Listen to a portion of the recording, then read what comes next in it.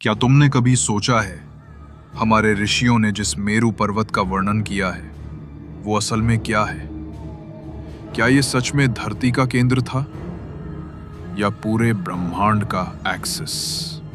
पुराणों में कहा गया है मेरू पर्वत ब्रह्मांड का ध्रुव है। इसके चारों ओर सूरज, चांद और सारे ग्रह घूमते हैं। ये पर्वत केवल एक जगह नहीं बल्कि एक कॉस्मिक पिलर बताया गया है जो स्वर्ग, पृथ्वी और पाताल लोक तीनों को जोड़ता है।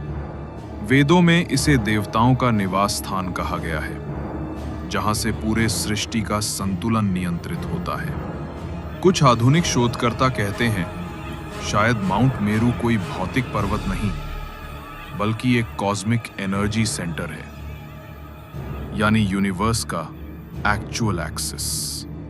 हिंदू, बौद्ध और जैन कॉस्मोलॉजी के चित्र देखो तो हर जगह मेरू बीच में दिखाई देता है, जैसे यूनिवर्स की रीढ़ की हड्डी। प्राचीन ग्रंथों कहते हैं इसके चारों ओर 7 महासागर और 7 महाद्वीप हैं। क्या ये हमारे सौरमंडल के प्लैनेटरी लेयर्स की ओर इशारा नहीं करता?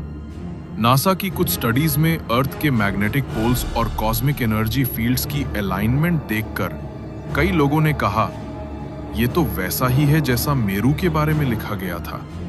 शायद मेरू वो बिंदु है जहां स्पिरिचुअल एनर्जी और कॉस्मिक जियोमेट्री मिलते हैं, जहां से पूरे ब्रह्मांड की लय शुरू होती है। माउंट मेरू हमें याद दिलाता है कि प्राचीन भारत केवल पर्वतों का देश नहीं था, ये उन लोगों की भूमि थी जो ब्रह्मांड की धड़कन को समझ चुके थे।